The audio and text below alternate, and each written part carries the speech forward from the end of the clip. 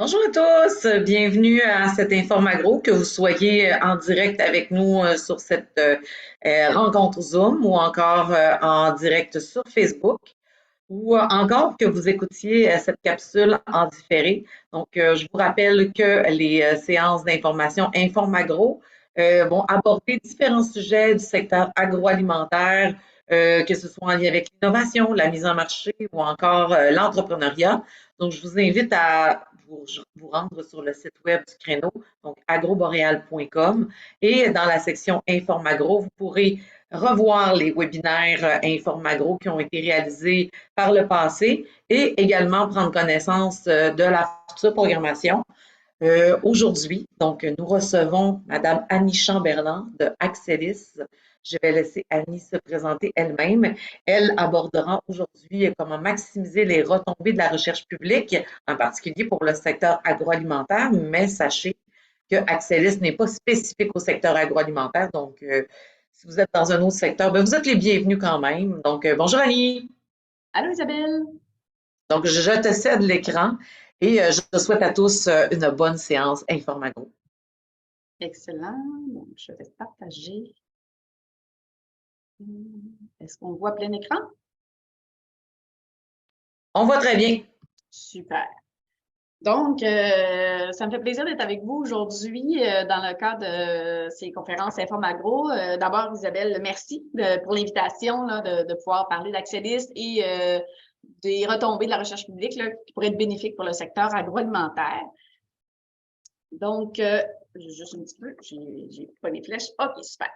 Donc, le plan de présentation pour aujourd'hui décline comme ceci. Donc, je vais commencer ma présentation en vous présentant des défis importants qui sont à relever dans le domaine de l'innovation, de la recherche, tant pour la recherche publique que pour les industries et les entreprises. Par la suite, bien sûr, je vais vous présenter qui est Axelis, c'est quoi notre positionnement, c'est quoi notre offre de service. On va continuer par la suite avec l'importance de la propriété intellectuelle pour les entreprises. Par la suite, je vais vous donner quelques exemples d'innovation qui sont prêtes au transfert. Donc, des entreprises qui auraient peut-être des enjeux et il y a peut-être des innovations là, que je vais vous présenter qui pourraient répondre à certains besoins là, dans le domaine agroalimentaire, à titre d'exemple. Puis, il y en a plein d'autres, mais je vous en présente deux aujourd'hui. Et je vais terminer avec mon rôle dans la région, le rôle d'Axelis là, au sein des entreprises. Et on pourra terminer avec une période de questions là, par la suite. Donc, pour commencer, il y a une étude récente qui a démontré qu'entre 1998 et 2017, la proportion des brevets canadiens qui ont été transférés à des entités étrangères est passée de 18 à 45 Ça signifie qu'on fait des belles inventions au Québec, au Canada, mais que malheureusement, là, près de la moitié de celles-ci sont utilisées par des entreprises ailleurs dans le monde au lieu d'être utilisées par nos entreprises ici. Donc, clairement, il y a quelque chose à faire à ce niveau-là. Par la suite, le Québec obtient une note de C en innovation et en R&D industrielle, malgré qu'on obtient un A en dépenses publiques en recherche et développement. Donc ça veut dire qu'au niveau de la recherche publique, on est très bon, donc on performe, on fait beaucoup de recherches, mais quand on arrive pour transférer cette recherche-là au niveau de la R&D industrielle, et que les entreprises aussi font de la R&D industrielle, mais là, on est moins bon un petit peu. Là. Donc, il y a vraiment un écart entre les deux, donc il faudrait relever là, ce niveau-là également. Et si on regarde du point de vue des entreprises dérivées de la recherche, au Canada, il y a 0,15 à 0,20 entreprises dérivées qui sont créées par 10 millions de recherches publiques. Donc ça veut dire que des inventions, des créations qui sont dans la recherche publique, qui deviennent des entreprises en bout de ligne, mais la moyenne est de 0,15, 0,20 au Canada, mais au Québec, on a seulement un taux de 0,09 d'entreprises dérivées. Donc là aussi, on a du travail à faire au niveau entrepreneurial, donc de comment prendre nos innovations, comment les transférer, créer des nouvelles entreprises par rapport à ça. Dernièrement, l'innovateur en chef, Luc Sirois, est venu nous présenter son baromètre de l'innovation du Québec. En fait, le baromètre de l'innovation, c'est vraiment un rapport, une évaluation de la recherche et de l'innovation au sein des entreprises au Québec. Dans le dernier sondage, il y a 750 entreprises québécoises là, qui ont répondu pour faire partie du portrait. Et aussi, ce portrait-là va permettre de savoir les tendances à venir et quel bon coup qu'on va réaliser dans le futur et quel aspect qu'il va falloir améliorer aussi dans le futur. Donc, si on parle ici du déclin de la recherche en entreprise, donc dans les 20 dernières années, il y a vraiment eu un déclin important. Je vous l'ai nommé un peu dans la diapositive précédente. Donc, de façon statistique, c'est de 57 à 44 des entreprises là, qui ont vu une diminution de la recherche au sein même de son entreprise. Donc, dans les 20 dernières années, c'est vraiment une diminution importante. Malgré qu'on voit là, en mauve plus bas qu'il y a une augmentation au niveau de l'enseignement supérieur, au niveau de la recherche d'enseignement supérieur. Donc, idéalement, on voudrait que les deux soient cohérents. Donc, avec une augmentation de la recherche en enseignement supérieur, on voudrait qu'aussi ça incite la recherche au niveau des entreprises. Par ailleurs, vous n'êtes pas sans savoir qu'il y a un manque de main-d'œuvre actuellement. Puis, malheureusement, ce manque de main-d'œuvre-là va s'intensifier dans les prochaines années. Il a été démontré là, que d'ici les 20 prochaines années, là, il va manquer presque 19 000 personnes en âge de travailler là, pour pouvoir faire vivre les entreprises là, ici au Saguenay-Lac-Saint-Jean. Donc, les entreprises n'auront pas le choix de penser comment ils peuvent innover, comment ils peuvent se développer tout en sachant qu'ils n'auront pas cette main-d'œuvre-là à disponibilité. Donc, la recherche publique pourrait être une réponse à ce manque de main-d'œuvre-là. Il y avait quand même un point positif là, à présenter pour le Saguenay-Lac-Saint-Jean au niveau de l'agriculture, foresterie, chasse et pêche.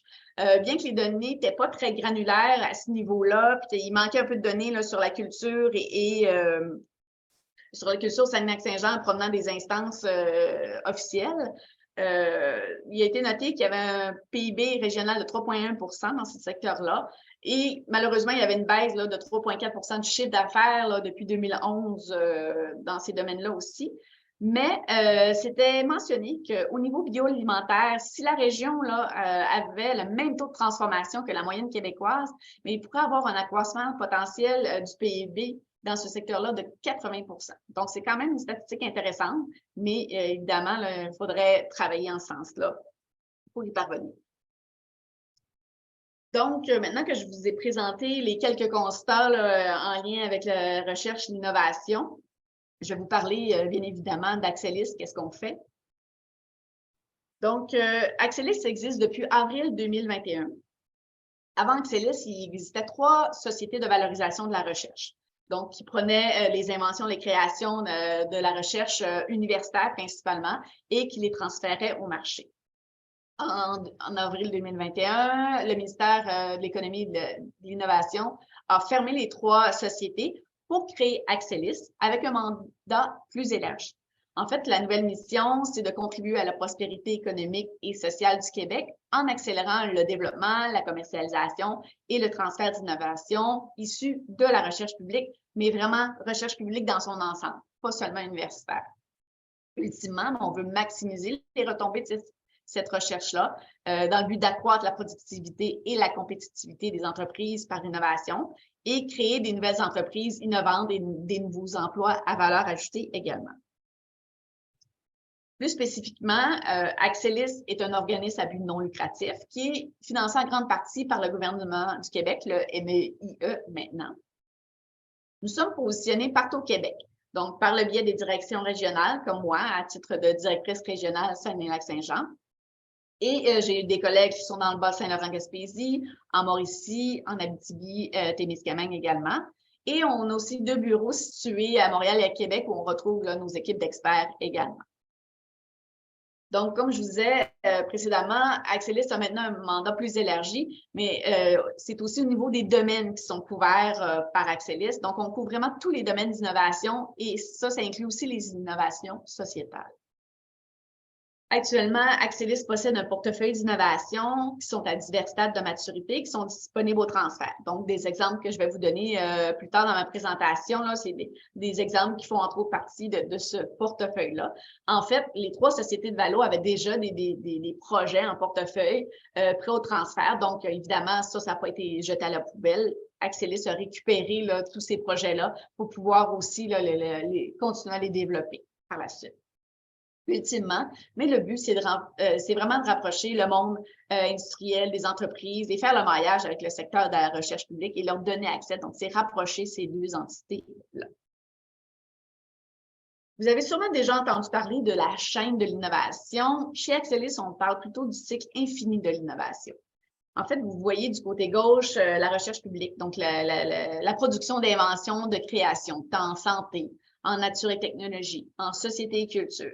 Donc, l'objectif, comme je vous ai dit d'emblée, d'Axelis, c'est de transférer en premier lieu ces inventions-là vers les milieux preneurs, vers les secteurs industriels, vers les entreprises. Mais aussi, Axelis va être à l'écoute des besoins et des enjeux de ces secteurs-là pour les ramener vers le milieu de la recherche et peut-être qu'eux pourront trouver des solutions afin de répondre à ces enjeux et à ces besoins-là. Donc, c'est ainsi qu'il va se créer une boucle de valeur entre les deux milieux et de nouveaux enjeux vont amener de nouvelles questions de recherche qui vont amener de nouvelles solutions et ainsi de suite, le cycle va se créer. Si on parle plus spécifiquement du positionnement d'Axelis dans l'écosystème, en fait, Axelis part vraiment de la recherche fondamentale jusqu'à la mise en marché et au déploiement dans la société. Et à travers ça, deux étapes importantes, l'analyse du potentiel des inventions que l'on repère et le développement et le transfert de ces inventions-là. Donc, de façon plus détaillée, nous, chez Axelis, on est vraiment à la recherche des résultats prometteurs qu'on retrouve dans la recherche, que ce soit des meilleures pratiques, des méthodologies, des outils d'aide à la décision, des procédés, des logiciels, des technologies. Donc, vous voyez, c'est tant technologique que non technologique. Donc, quand on a des résultats prometteurs, intéressants, avec des résultats probants, nous allons faire l'évaluation de ces inventions-là, de ces innovations sociales-là, et on va évaluer tant la propriété intellectuelle que le marché. Donc, on va aller voir, est-ce qu'il y a un intérêt pour le marché pour cette invention-là, cette innovation-là? Est-ce qu'il y a de la concurrence? Est-ce qu'il y a déjà des brevets qui ont été pris puis c'est déjà diffusé dans d'autres pays dans le monde? Donc, on va vraiment analyser en profondeur là, le potentiel de ces inventions-là. Par la suite, quand le rapport va être favorable, évidemment, toute notre équipe va être là pour accélérer le développement et accélérer le transfert et l'adoption par les entreprises et les milieux preneurs. Donc, on va être là en appui pour aller chercher des partenaires, pour aller chercher du financement. Donc, vraiment pour amener au marché l'invention qu'on aura repérée au niveau de la recherche. Et si la voie de valorisation et la création d'une nouvelle entreprise, d'une start-up, donc, on va être là aussi pour accompagner là, la création de cette nouvelle entreprise-là. Pour après ça, qu'elle soit transférée vers un incubateur là, adéquat pour continuer la croissance de l'entreprise, parce qu'Axelis n'est pas incubateur, mais peut initier le départ là, pour une nouvelle entreprise. Donc, ultimement, on veut que ça devienne, les résultats probants de la recherche deviennent des innovations. Donc, ça va devenir des meilleures pratiques qui sont adoptées, des outils d'aide à la décision qui sont appliqués ou des technologies qui sont déployées. Donc, ça va être une histoire à succès lorsque ça va se terminer ici là, pour une invention qu'on va avoir repérée. Si on regarde plus au niveau de la maturité technologique, on parle, vous avez ici les TRL, donc on entend souvent parler. Axelis, lorsqu'elle fait le repérage, va prendre des technologies ou des innovations qui sont en TRL 2 ou 3. Donc, qui sont probants, qui ont été validés en laboratoire, mais qui manquent d'étapes pour se rendre à la commercialisation. Donc, l'accompagnement, le développement va vraiment de faire passer d'un TRL à l'autre pour qu'il soit prêt jusqu'à un TRL 7, prêt à la commercialisation par la suite.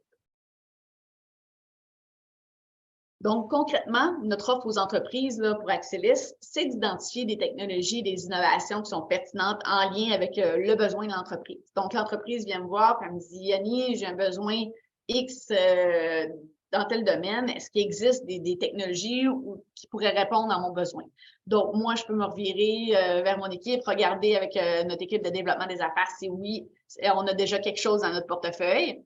Et si ça n'existe pas, bien, mon rôle, ça va vous mettre en contact avec des équipes de recherche de tous les centres de recherche publics au Québec, donc tant universitaires, les CCTP, les autres centres de recherche publics, ça peut être les CIUS également.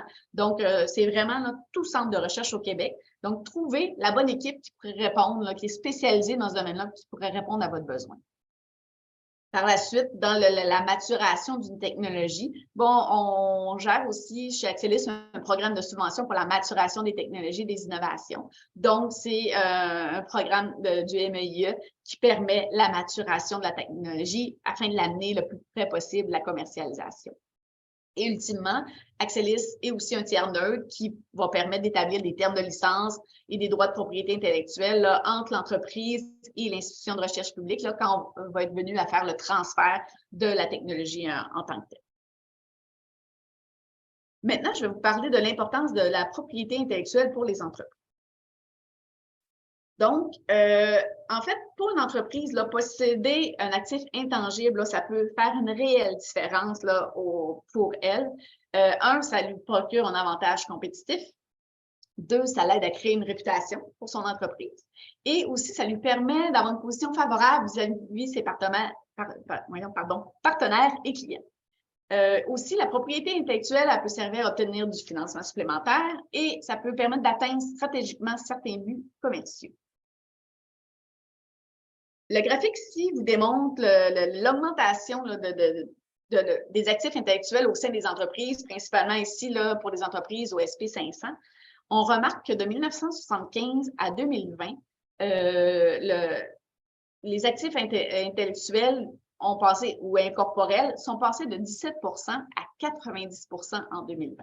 Donc, ça veut dire que les entreprises là, ont vraiment changé leur stratégie et ont quand même pris la propriété intellectuelle comme étant une source de valeur importante pour leurs actifs, comparativement aux actifs corporels comme les machines ou le matériel, par exemple.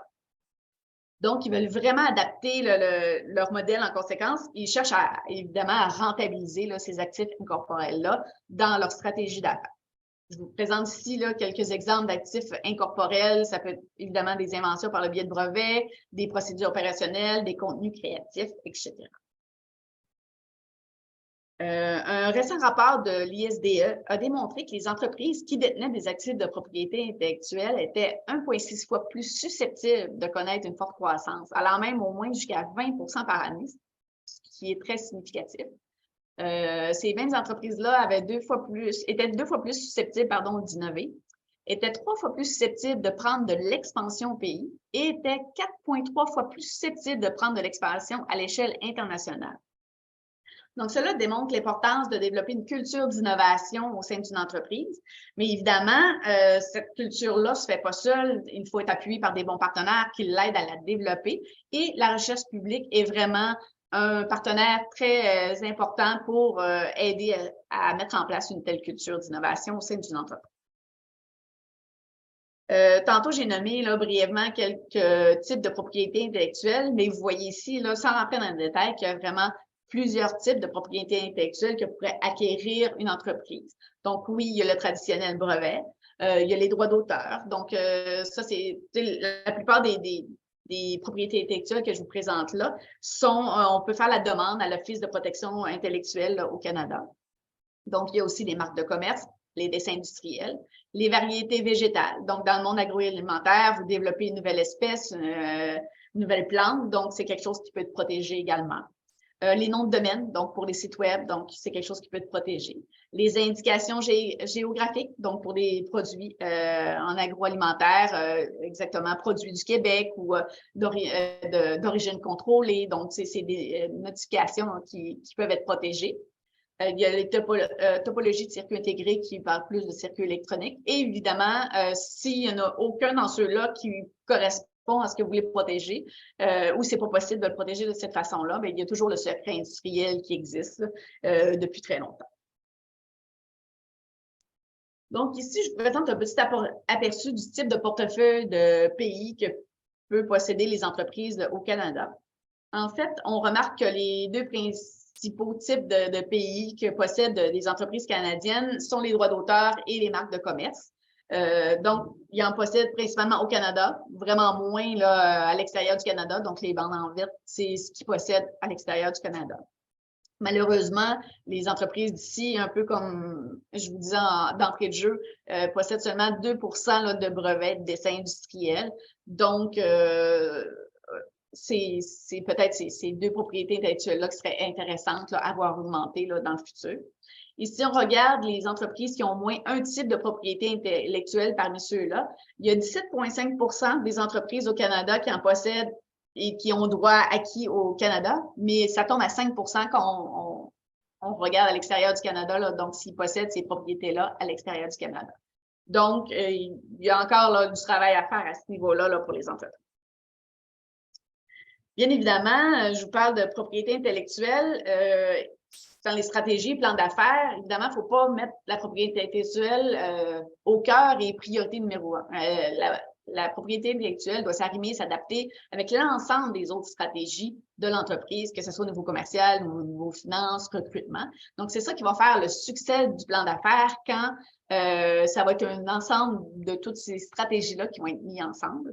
Évidemment, l'API n'est pas plus importante, mais ça devient un outil qui peut vous aider là, à mettre en place les autres stratégies également. Je suis maintenant rendue à l'étape de vous présenter quelques exemples d'innovations qui pourraient être intéressantes dans le domaine agroalimentaire. Le premier, c'est un robot collaboratif à mécanisme parallèle d'utilisation très intuitive. Donc, vous avez en haut la notification à la recherche d'un mieux preneur. Donc, quand je vous disais tantôt qu'il était prêt au transfert, donc c'est ça que chez Axelis qu'on cherche. On cherche une entreprise, un partenaire qui serait prêt, qui serait intéressé à acquérir ce robot-là. L'entreprise serait admissible à notre programme de maturation, comme j'ai parlé précédemment. La technologie qui est présentée ici a fait l'objet d'une étude complète de marché. Donc, l'entreprise sait dans quoi qu'elle s'embarque, c'est quel marché qui est potentiel avec l'utilisation de cette invention-là. Et évidemment, c'est possible pour l'entreprise par la suite de l'utiliser sous licence pour pouvoir l'exploiter. Donc, des petits détails concernant ce robot, qu'est-ce qu'il fait de particulier. Il y a des possibilités d'atteindre des vitesses plus élevées, donc dans un système de robotisation. Il permet d'élargir les plages de charge. C'est très simple de fonctionnement et coût peu élevé. Donc, ça permet à l'entreprise d'avoir une rentabilité à court terme pour l'intégration de ce robot-là dans son entreprise. La conception est compacte, donc pas besoin d'avoir un gros espace pour pouvoir l'utiliser. Et c'est possible aussi de l'intégrer à un portique robotisé, comme on voyait dans la diapo précédente, donc qui permet de l'utiliser en lien avec déjà un système robotisé au sein de l'entreprise. Un autre exemple d'innovation qui pourrait être utile, qui est vraiment plus spécifique dans le domaine agricole, c'est un logiciel de gestion d'agriculture de précision nommé Argisol, qui a été développé par des chercheurs de l'Université Laval. Ce que je vous ai présenté précédemment aussi, c'était une équipe de l'Université Laval qui avait créé cette invention-là aussi. Donc, le logiciel Argisol utilise des données qui sont souvent non prises en compte par d'autres types de logiciels du même genre. Donc, il utilise des données comme la conductivité saturée et non saturée, la courbe de rétention, les mesures respirométriques, etc. Et ces informations-là, ces données-là sont fournies de façon simplifiée sous forme de cartes. Et aussi, le logiciel donne des recommandations précises sur la zone à traiter. Donc, pour des agriculteurs, ça peut être un logiciel très intéressant pour pouvoir l'utiliser. Donc, dernière section de ma présentation, je vais vous parler quel est mon rôle à titre de directrice régionale. En fait, mon rôle, c'est vraiment de déceler les bonnes technologies à travers les centres de recherche publics de la région. Donc, autant ici à l'Université du Québec à Chicoutimi que dans les CCDT de la région, que COLAB, qui est un centre de recherche public, et qu'il y a le CIUS aussi. Donc, moi, je m'occupe vraiment de faire le repérage de ces bonnes technologies-là et de me dire, j'ai des technologies intéressantes qui pourraient répondre à tel secteur. Évidemment, pour répondre aux entreprises, je fais aussi le maillage avec les bonnes équipes de recherche. Donc, vous pouvez m'interpeller et on regarde ensemble quelle équipe de recherche ici ou ailleurs au Québec qui pourrait répondre à votre enjeu, à votre besoin. Comme j'ai dit d'entrée de jeu, il y a possibilité d'avoir accès à des fonds de maturation lorsqu'on veut acquérir une invention et qu'on veut la transférer au sein de son entreprise. Axelis fait aussi des thématiques d'appel à projet. Donc, moi, je peux alimenter mes collègues qui créent ces appels à projets-là pour dire, par exemple, dans le domaine agroalimentaire, il y a telle problématique, ça serait intéressant qu'on fasse de la recherche dans ce sens-là. Donc, il pourrait avoir un appel à projet pour travailler, pour que des équipes de recherche travaillent sur ce domaine-là, puis que des entreprises qui puissent se joindre aux équipes de recherche pour faire avancer ces projets de recherche-là. Et évidemment, vous avez accès à la portée provinciale de tous les centres de recherche via le fait qu'on est vraiment une équipe à travers le Québec pour Axelis. Donc oui, Accédis, c'est la porte d'entrée vers la recherche publique, donc de partout au Québec, mais c'est aussi un acteur important de tout l'écosystème d'innovation là, ici qu'on retrouve. Donc, on est un acteur qui collabore avec tous les autres acteurs de Souci. Donc, si vous venez me voir, puis vous me posez des questions, puis je me rends compte, je suis peut-être pas la bonne porte d'entrée, c'est clair que je vais vous diriger vers la bonne entité là, qui pourrait vous aider. Puis à l'inverse, mes collaborateurs là, de l'écosystème vont faire la même chose. Donc, si vous allez les voir, puis ils se rendent compte, ça, je pense que c'est un projet pour Axelis. Donc, ils vont vous référer à moi par la suite. Donc, c'est la beauté là, de tous travailler ensemble là, pour l'innovation. Puis en terminant, j'aimerais vous laisser sur une petite citation que je trouvais intéressante de Peter Drucker qui disait que l'innovation systématique requiert de considérer la volonté de considérer le changement comme une opportunité. Donc, moi, je vous dirais d'oser. N'hésitez pas là, de saisir cette opportunité-là de changer, puis que Axelis va être là, pour vous accompagner là, dans cette volonté d'innovation-là. Donc, merci beaucoup. Vous avez ici mes coordonnées si vous voulez me rejoindre. Puis, je peux répondre aux questions avec plaisir. Merci beaucoup, Annie. Ce fut fort instructif. Merci. Même si je connaissais bien les services d'Axelis, désormais, puisqu'on est un partenaire de l'écosystème d'innovation régionale. Donc, sachez également que si vous contactez le créneau, si vous travaillez avec nous sur des projets d'innovation, bien, nous, ça va faire aussi partie de nos réflexes de contacter Annie s'il y a des besoins pour aller plus loin au niveau de valider est-ce qu'il y a de la recherche qui pourrait être mise à contribution au sein des entreprises de notre périmètre, au sein de nos membres. Donc, on est en contact. Il y a des synergies qui sont créées entre les créneaux et Accédis, notamment, mais aussi avec les CCTT qui font partie, eux aussi, de notre réseau d'innovation. Exactement. Donc, comme je disais, le créneau agroboréal est une très bonne porte d'entrée pour accéder à Axelis. Puis, moi, Isabelle, on communique régulièrement, donc on va pouvoir faire des suivis sur les dossiers sans problème. Donc, est-ce qu'il y a des questions? Je ne crois pas qu'il y en ait. Donc, sur ce, ben, je souhaite à tous une excellente fin de journée.